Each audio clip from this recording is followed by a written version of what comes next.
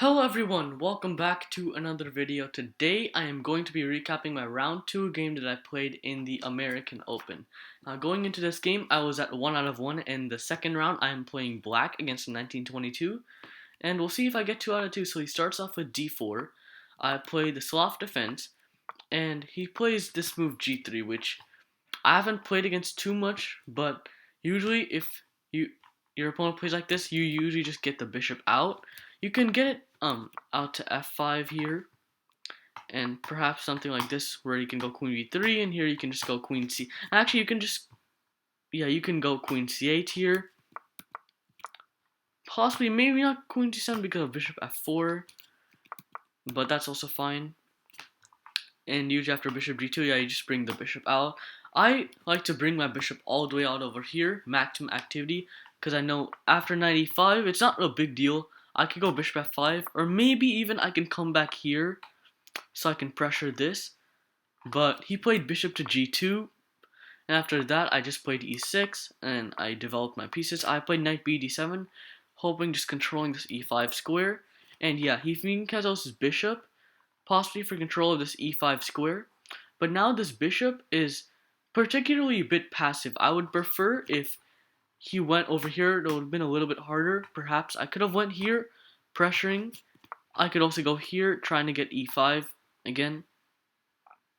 And the point of this is, once you take, the king is a little bit open, but the upside is you get this knight on e5. And this pawn on f4 is not really ever a weakness, because this knight on e5 will cut off this queen's connection if it ever gets to c7. And also, the pawn on e3 could defend the pawn on f4. So after bishop to b2, I castled, and he played knight c3, and I played rook e8, just further like setting up this idea of e5, and he goes queen to d2. And here I was a little bit puzzled. I didn't really know what to do exactly, and I just ended up settling on queen e7. Usually you want the rook to come here.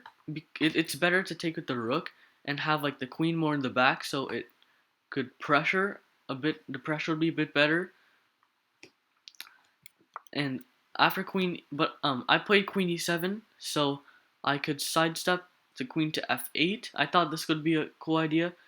With maybe this bishop, I could trade if I ever need to. If this bishop opens up, I could trade, but it's not really the idea. Rook e1, I then decide to bring my rook. This is also another one of my ideas, so that I can take and go e5 with the opening of this d file. So he goes e4, which is a good move. I then trade off everything and play knight to f6. And knight f6 defends the bishop on g4.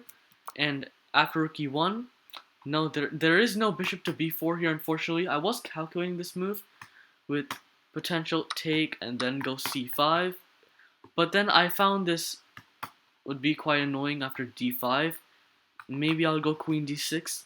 But I thought this was a bit dry, and I want to fight on a bit more and try and get something. So after rook e1, I played bishop to c7 with an idea of I could go bishop to b6. Let's just say something like this happens. He accidentally mouse slips. I don't know.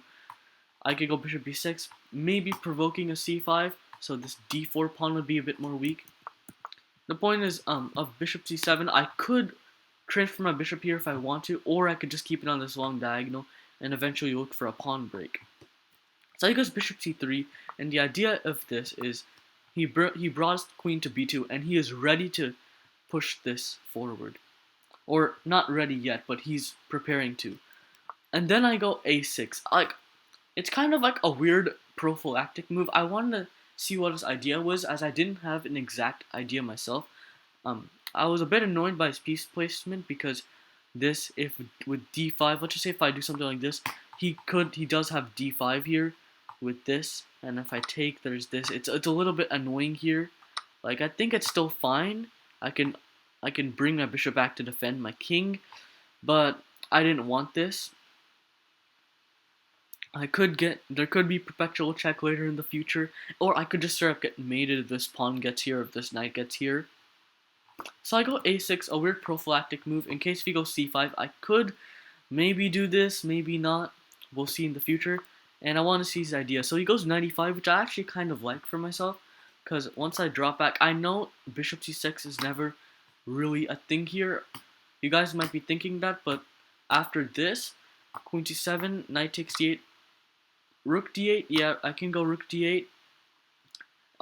I know he's 2 pawns and a rook is better than the knight and bishop, material wise, but strategically it is not the best. 2 pieces will always overpower a rook in an endgame, as it's more versatile, and it's especially dangerous now because of these weak light squares. I can probably bring my bishop, bring my knight, bring my queen, set up something like that.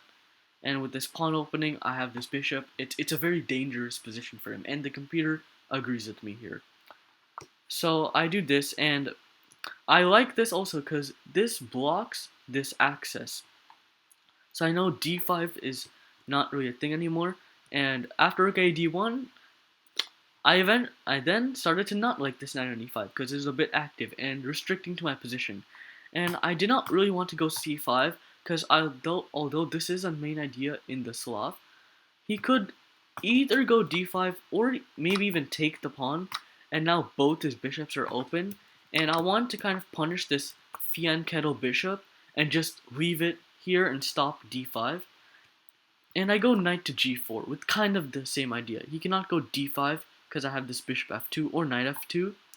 And once he traded off the knights, it's going to be a little bit weird how he reacts. He goes rook to d2, and the point is, if he goes f3, I just sidestep, and now he cannot go d5. He'll have to waste a move, and maybe I could go queen f8 now, protecting g7. My idea isn't so dumb anymore.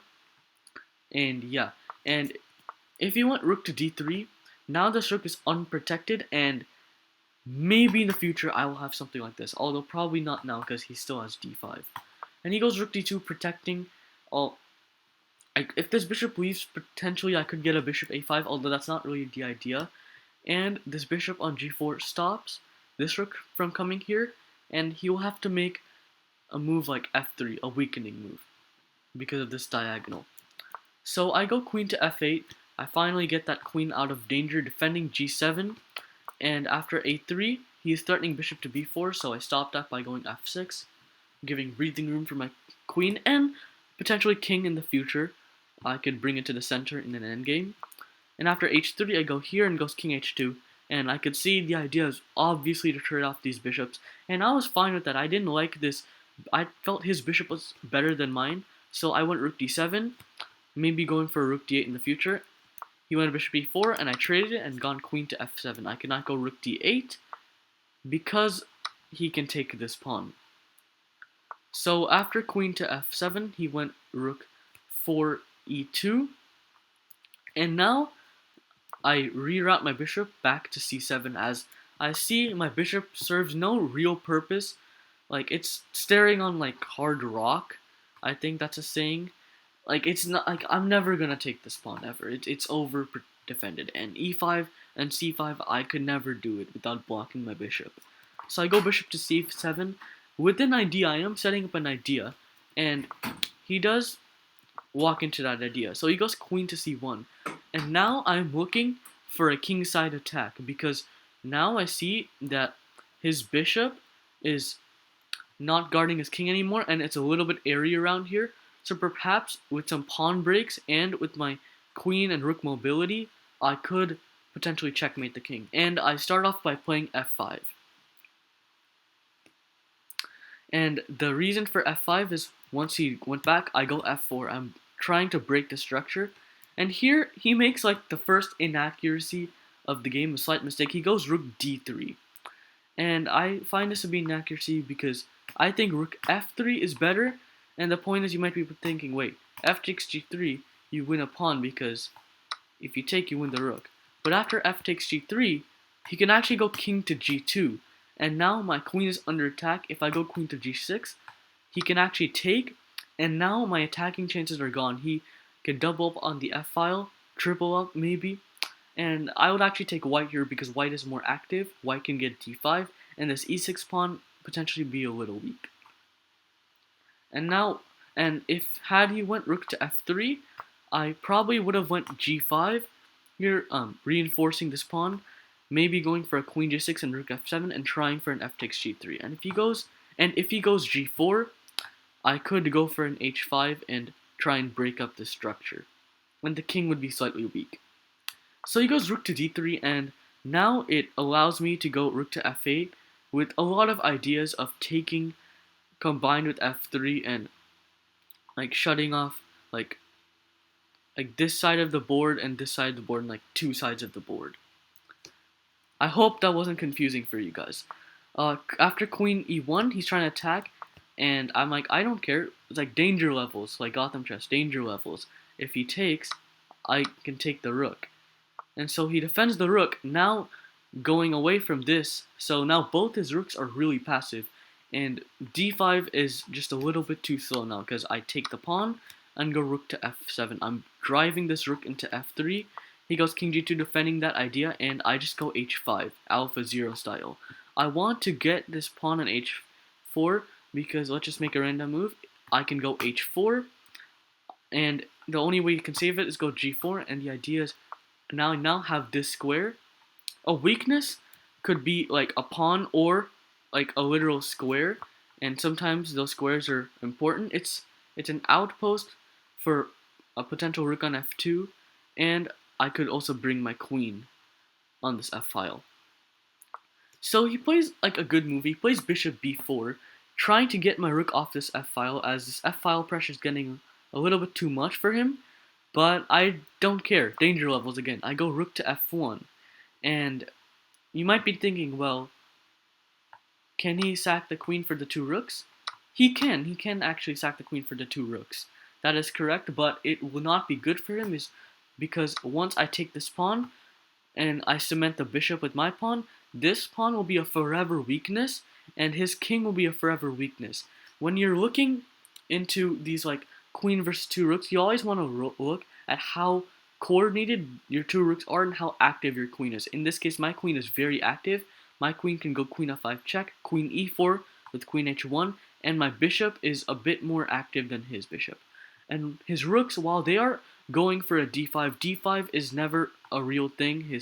I can just take, and I don't know, not there. I could even take here and go something like queen e4, trying to reach this square, and I am just better here. And he notices that, so he goes queen to e2, and now I get out of danger. And then he makes like the final mistake of the game. He actually played very well. He only made like 2 inaccurate moves that allowed me to get this big attack. And the reason why it's inaccurate is he allowed me to get h4. Now I don't actually know, maybe h4 was the best move, but if he went h4 here, now he has all these light squares. I could go for a queen f5 in the future, or maybe some like weird tactic like this, and like the back rank. See, he has a lot of weaknesses than you think in this position.